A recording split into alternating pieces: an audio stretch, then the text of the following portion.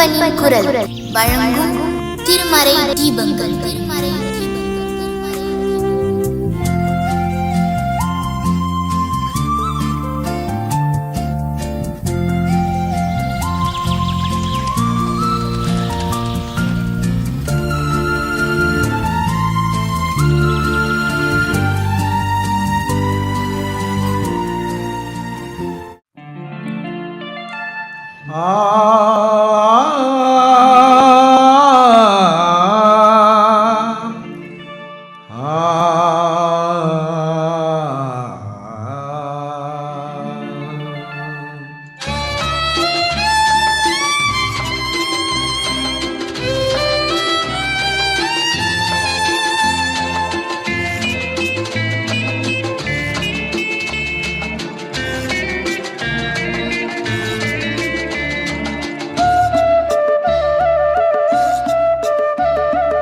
அனுதினமும் உம்மில் நான் பலந்திடவே அனுக்கிரகம் தர வேண்டுமே.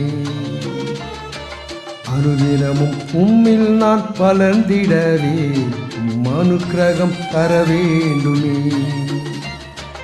என்னால் ஒன்றும் கூடாதையா, எல்லாம் உம்மால் கூடும்.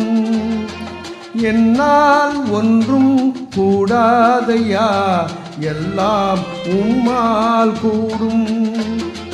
அனுதினமும் உம்மில் நான் பலந்திடவே அனுக்கிரகம் தர வேண்டுமே.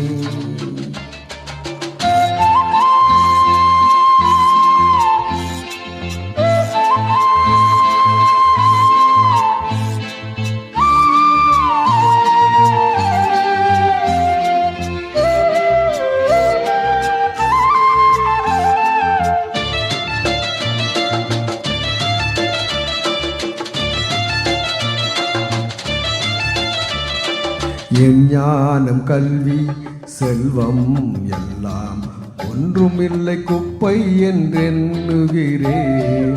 என் ஞானம் கல்வி செல்வம் எல்லாம் ஒன்றுமில்லை குப்பை என்றெண்ணுகிறேன். என் நீதி நியாயங்கள் அழுக்கான கந்தல் என்றே உணர்ந்தேன் என் இயேசுவே. அனுதினமும் உம்மில் நான் பலந்திடவே அனுக்கிரகம் தர வேண்டுமே.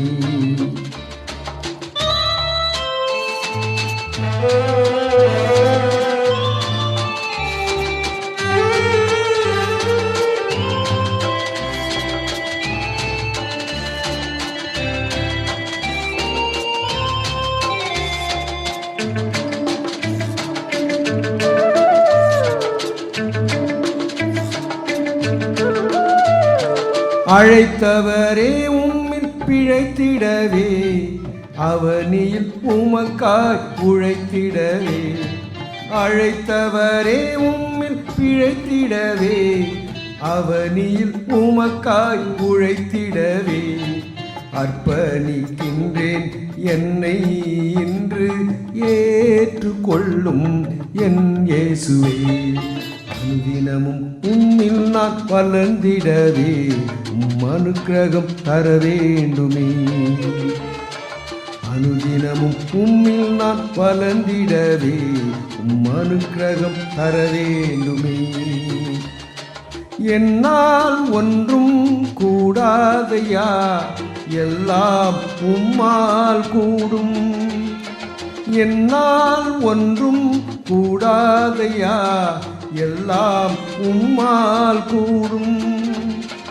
அனுதினமும் உம்மில் நான் பலந்திடவே அனுக்கிரகம் தர வேண்டுமே.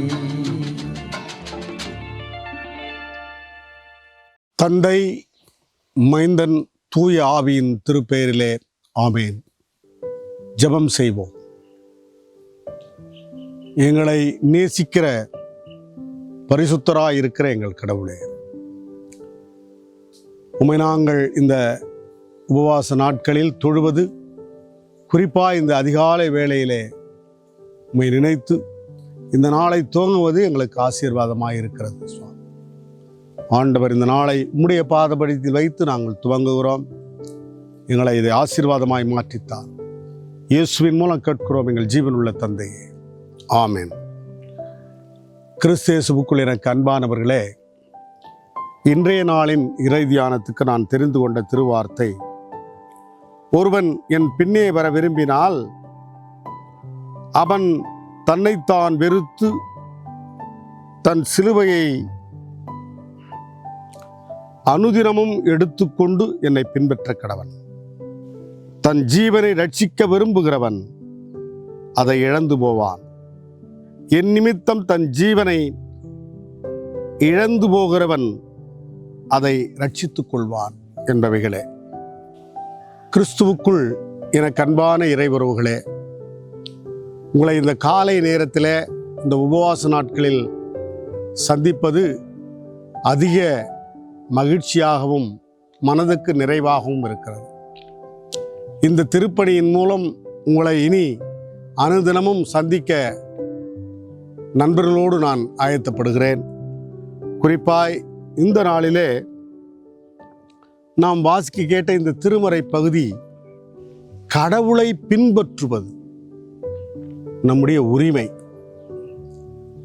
இது ஒரு செக்குலர் ஸ்டேட். நாம் கடவுளை தெரிவு செய்வதும் அவரை பின்பற்றுவதும் நமக்கான அடிப்படை உரிமை. அந்த உரிமையின் அடிப்படையில் இன்றைக்கு நாமெல்லாம் இயேசுவை ஏற்றுக்கொண்டு அவர் பின்னே வருகிறோம். இயேசுவை விசுவாசிப்பது மட்டுமல்ல, நாம் அவரை முழுமையாய் பற்றி நடப்பதும் நம்முடைய விசுவாச வாழ்வின் அவசியமாய் இருக்கிறது. இயேசுவை பின்பற்றுவது என்பது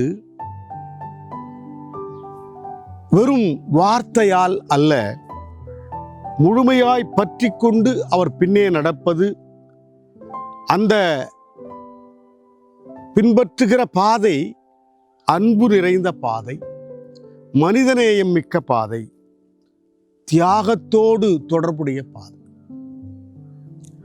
அன்பும் மனிதநேயமும் தியாகமும் இந்த பாதையில் இருந்தால் ஒழிய இறைவனை நீ முழுமையாய் பின்பற்ற முடியாது.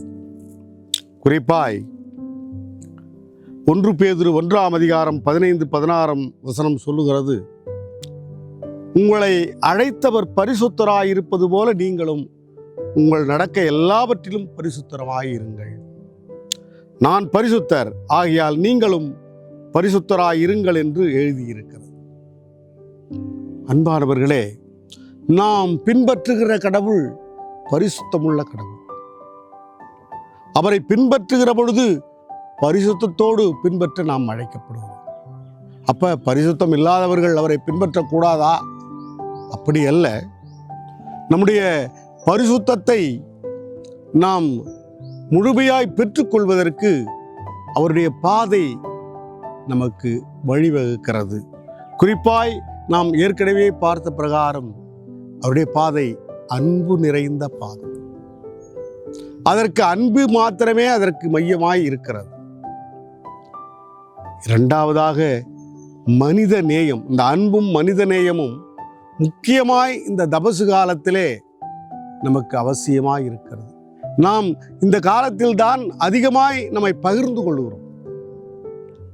மற்ற நாட்களை விட இந்த பகிர வேண்டும் என்கிற எண்ணம் நம்மிலே அதிகமாய் குடிகொண்டிருக்கிறது. காரணம், நம்முடைய ஆண்டவர் நமக்காய் சிலுவையிலே தம்மை பகிர்ந்து கொண்டார். தன்னை முழுமையாய் பகிர்ந்தளித்ததன் மூலம் நம்மை பகிர்ந்தளிக்க அவர் அழைக்கின்றார். எனவேதான் அடுத்த உயிர்கள் மீது அன்பு செலுத்த வேண்டும், இயற்கையின் மீது அன்பு செலுத்த வேண்டும், சக மனிதனோடு சக ஜீவராசிகளோடு அன்பை பகிர்ந்து கொள்ள வேண்டும். மனிதநேயத்தோடு நாம் வாழ அழைக்கப்படுகிறோம். இவற்றை பின்பற்றுவதற்கு நாம் சில தியாகங்களையும் செய்ய வேண்டும், சில இழப்புகளையும் ஏற்க வேண்டும். அந்த இழப்புகள் அது உடல் ரீதியாக மாத்திரமல்ல, நம் வாழ்வின் எல்லா நிலைகளிலும் அந்த தியாகத்தை செய்ய நாம் ஆயத்தமுள்ளவர்களாய் இருக்க வேண்டும். குறிப்பாய் சிலுவையை சுமப்பது. நாம் எல்லாம் அடிக்கடி சொல்றோம், சிலுவையை சுமப்பது, சிலுவையை சுமப்பது என்று. சிலுவையை சுமப்பது கடினம் அல்ல. நம் மன அளவிலே நாம் சிலுவையை சுமப்பதற்கு ஆயத்தமாகிவிட்டோம், நாம் கடவுளின் இறை உறவிலே கலந்து விட்டோம் என்று எண்ணுகிற பொழுது, அவரோடு நாம் ஐக்கியப்படுகிற பொழுது, கடவுளின் இறை உறவிலே நம்மை முழுவதுமாய் ஆட்படுத்திக் கொள்ளுகிற பொழுது, நிச்சயமாய் சிலுவையை சுமப்பது ஒரு பெருமையான விஷயமாயிருக்கும். அது கடினமான விஷயமாய் நமக்கு தெரியாது. நாம் யாருக்காக சிலுவையை சுமக்கிறோம்? இயேசு கிறிஸ்து யாருக்காக சிலுவையை சுமந்தார்? இந்த உலக மக்கள் அனைவருக்கும், இந்த உலகத்தின் ஜீவராசிகள் அனைத்துக்குமாய் சிலுவையை சுமந்து தன் உயிரை சிலுவையிலே தத்தமாய் கொடுத்தார். அவருடைய தியாக வாழ்வு நமக்கு பெரிய பாடமாய் இருக்கிறது. எனவே மற்றவர்களுக்காக நாம் நம்மை கொடுக்கிற பொழுது அதுல கஷ்டம் கிடையாது, அது பெருமை. கம்பீரமாய் சுமக்க வேண்டும். துன்பம் இருக்கும், கஷ்டம் இருக்கும். ஆனால் துன்பத்திலும் கஷ்டத்திலும் நாம் சிலுவையை கம்பீரத்தோடு பெருமையோடு சுமக்க அழைக்கப்பட்டிருக்கிறோம். பலர் நம்மை காயப்படுத்தி இருந்தாலும், பலர் நம்மை துன்பப்படுத்தினாலும் அவர்களை மன்னித்து நாம் அந்த சிலுவையை சுமக்க அழைக்கப்பட்டிருக்கிறோம். எந்த சூழலிலும் கடவுள் நம்மை இந்த சிலுவையை சுமப்பதற்கு ஆயத்தப்படுத்துகிறார். நீ எப்பொழுதும் உன்னை ஆயத்தமாய் வைத்துக் கொள்ள வேண்டும். அதற்கு முக்கியமாய் நமக்கு தேவைப்படுவது கடவுளின் மீது கொள்ளுகிற விசுவாசம், நம்பிக்கை. அந்த நம்பிக்கை நம்மிலே வேரூன்றி விட்டால், அந்த நம்பிக்கை நம்மிலே செழித்து விட்டால், நிச்சயமாய் நாம் கடவுளண்டை போய் சரணாகதி அடைய வேண்டும். கடவுளிடத்திலே போய் சரணாகதி அடைவது என்பது, அந்த வார்த்தை மிக ஆழமான பொருள் கொண்டது. எல்லாவற்றையும் விட்டு மறந்து, நான் என்பதையே மறந்து முழுவதுமாய் கடவுளண்டை நீ சரணடைய வேண்டும். அந்த சரணாகதியின் மூலம் நமக்கு கிடைப்பது நம்முடைய ஆன்மீக வளர்ச்சி. நம்முடைய ஆன்மீகம் நம்மிலே பெருகும். ஸ்பிரிச்சுவல் growth என்று சொல்லப்படுகிற அந்த ஆன்மீக வளர்ச்சியிலே நாம் செழித்து வளருவோம். நாம் பரிசுத்தமாய் மாறுவதற்கு அது நம்மை வழிநடத்தும். அதற்கு நாம் கடவுளோடு நடக்க வேண்டும். நம் வாக் வித் ஜீசஸ். கடவுளோடு நடப்பது, கடவுளை பின்பற்றி நடப்பது ஒன்று, கடவுளோடு சேர்ந்து நடப்பது எவ்வளவு ஒரு மகிழ்ச்சியான தருணம். அதில் சிலுவையை சுமந்து அவரோடு செல்வது, அவர் படுகிற துன்பத்தை நாம் பெறுவது, அது ஒரு கம்பீரம். அந்த கம்பீரத்தை பெற்றுக்கொள்வதற்கு நாம் அழைக்கப்பட்டிருக்கிறோம். அவரோடு நடப்பதற்கு நாம் முதலாவது ஜெபிக்க கற்றுக்கொள்ள வேண்டும். இயேசுவோடு அனுதினமும் நடப்பதற்கு நம்முடைய வாழ்விலே ஜெபம் ஒரு பெரிய மந்திரமாயிருக்கிறது.